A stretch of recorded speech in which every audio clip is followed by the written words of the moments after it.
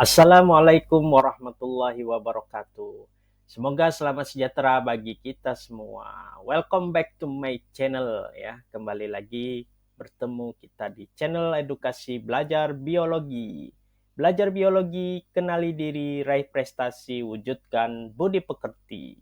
Pada pertemuan kali ini kita akan belajar tentang metabolisme secara singkat ya. Bagaimana materinya?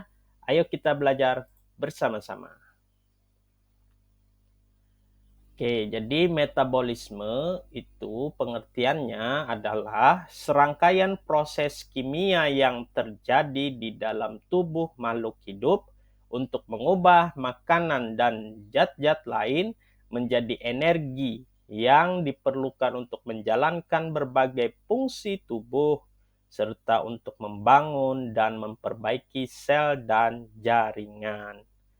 Nah, jadi kalau secara khususnya fungsi dari metabolisme ini adalah pertumbuhan jaringan tubuh, kemudian memproduksi energi, mengganti sel atau jaringan yang rusak, proses respirasi jaringan pada tubuh, kemudian sebagai penyusun unit pembangun sebuah sel. Apa saja komponen atau unsur-unsur metabolisme, yakni itu ada enzim dan ATP. Nah, enzim ini adalah suatu senyawa kimia atau protein khusus yang berperan sebagai katalisator suatu reaksi kimia di dalam tubuh makhluk hidup. Jadi enzim ini adalah sebagai biokatalisator, mempercepat proses metabolisme pada tubuh makhluk hidup. Untuk penjelasan lebih dalam nanti kita akan belajar secara khusus materi tentang enzim pada pembelajaran berikutnya. Kemudian kita ke ATP. Apa itu Pak ATP? Nah, ATP itu singkatan dari adenin trifosfat.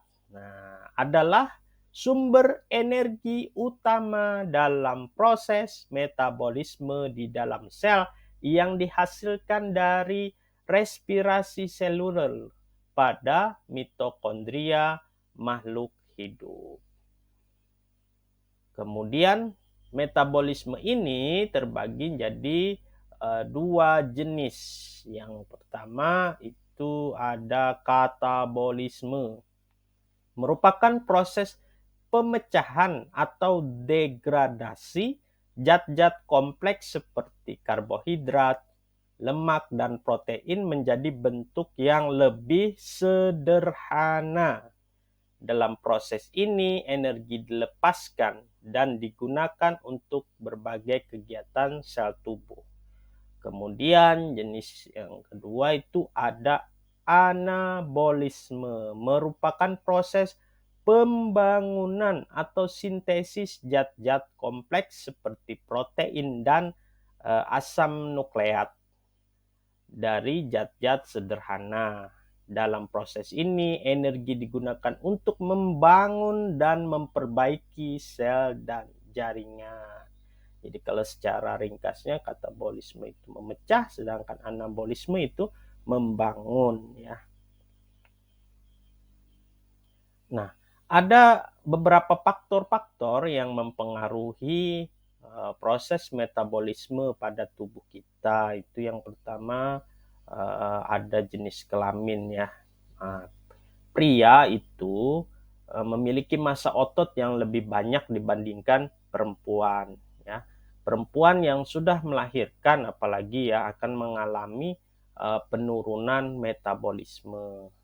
Berikutnya itu faktor usia ya. Usia itu menjadi salah satu faktor terbesar yang mempengaruhi metabolisme ya. Jadi penurunan metabolisme terjadi seiring bertambahnya usia. Metabolisme itu akan turun 50% setiap 10 tahun setelah usia 40 tahun. Hal ini karena manusia cenderung mengalami kehilangan massa otot. Kemudian faktor yang ketiga genetik atau keturunan ya. Jadi tingkat metabolisme tubuh seseorang juga dipengaruhi terkait keturunan. Apabila memiliki keluarga yang kurus, kemungkinan memiliki metabolisme yang sama dengan keluarganya. Kemudian berat seseorang yang bertubuh besar memiliki lebih banyak massa otot dan membakar lebih banyak kalori dibandingkan orang yang kurus ya, karena mereka membutuhkan lebih banyak energi untuk bergerak. Jadi kalau keluarganya banyak yang kurus, mohon maaf, atau yang keluarganya yang memiliki massa otot yang besar, bertubuh besar, maka itu berbeda ya proses metabolismenya. Kemudian faktor lain yakni seperti aktivitas fisik, contohnya olahraga misalnya. Olahraga setiap hari itu mendorong konsumsi energi dan mempercepat proses metabolisme.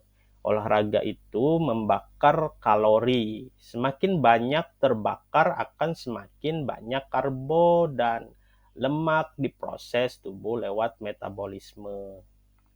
Jadi metabolisme juga ini merupakan aktivitas hidup yang selalu terjadi pada setiap sel yang hidup.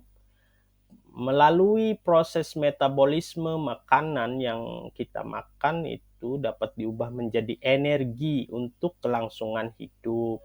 Nah, di dalam tubuh itu makanan mengalami serangkaian perombakan melalui berbagai reaksi kimia sehingga membebaskan energi yang dikandungnya, yaitu berupa molekul adenin trifosfat ya atau ATP tadi.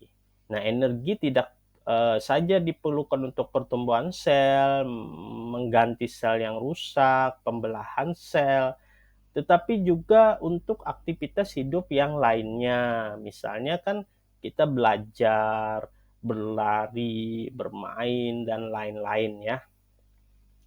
Secara keseluruhan ya, metabolisme memainkan peran yang sangat penting dalam menjaga keseimbangan energi dan keberlangsungan hidup suatu organisme. Nah, pertanyaan selanjutnya itu, bagaimanakah cara kita untuk meningkatkan metabolisme tubuh kita? Nah, meningkatkan metabolisme tubuh itu dapat membantu kita membakar lebih banyak kalori ya, mengoptimalkan fungsi tubuh dan mengatur berat badan dengan lebih efektif. Nah, berikut ini ada beberapa cara untuk meningkatkan metabolisme tubuh seperti melakukan aktivitas fisik, seperti aerobik ya, berjalan cepat, lari, bersepeda, atau berenang secara teratur. Nah, aktivitas fisik itu membantu membakar kalori dan meningkatkan metabolisme bahkan setelah selesai berolahraga. Kemudian latihan kekuatan, seperti angkat beban, itu dapat meningkatkan massa otot kita. Otomatis semakin banyak massa otot yang kita miliki, semakin banyak kalori yang kita bakar bahkan saat istirahat. Kemudian rutin aktif, selain olahraga itu usahakan untuk tetap aktif sepanjang hari, artinya ada pergerakan ya, misalkan berdiri, berjalan, melakukan tugas-tugas rumah tangga secara aktif itu dapat membakar lebih banyak kalori daripada hanya duduk atau berbaring. Kemudian penuhi asupan protein ya. Protein itu membutuhkan lebih banyak energi untuk dicerna dibandingkan karbohidrat atau lemak. Dengan mengkonsumsi makanan kaya protein, kita dapat meningkatkan laju metabolisme tubuh. Kemudian konsumsi makanan dengan serat tinggi. Serat itu dapat membantu memperlambat pencernaan dan menjaga gula darah tetap stabil. Makanan dengan serat tinggi juga memberikan efek kenyang lebih lama sehingga membantu mengontrol nafsu makan. Kemudian cukup tidur Itu kalau kurang tidur itu dapat mempengaruhi hormon yang mengatur nafsu makan dan metabolisme. Nah, pastikan itu kita mendapatkan tidur yang cukup setiap malam. Kemudian minum air putih yang cukup. Air putih itu membantu menjaga kinerja organ tubuh termasuk metabolisme. Pastikan kita selalu terhidrasi dengan baik. Kemudian hindari stres berlebihan. Nah, stres yang kronis itu dapat mempengaruhi metabolisme tubuh. Cobalah untuk praktek relaksasi seperti meditasi, yoga, atau olahraga ringan untuk mengurangi stres. Kemudian konsumsi makanan pedas secukupnya ya. Seperti cabai itu dapat meningkatkan tingkat metabolisme sementara tapi ya, dan membakar lebih banyak kalori. Yang terakhir itu hindari diet yang ekstrim. Diet ekstrim itu dengan asupan kalori yang sangat rendah dapat menyebabkan malah penurunan metabolisme tubuh sebagai respon terhadap kelaparan. Lebih baik kita pilih pola makan yang seimbang dan sesuai dengan kebutuhan tubuh. Ingatlah bahwa setiap orang itu memiliki metabolisme yang berbeda-beda dan faktor genetik juga berperan dalam menentukan kecepatan metabolisme seseorang. Meningkatkan metabolisme tubuh bukanlah cara yang instan untuk menurunkan berat badan atau mencapai kesehatan yang baik.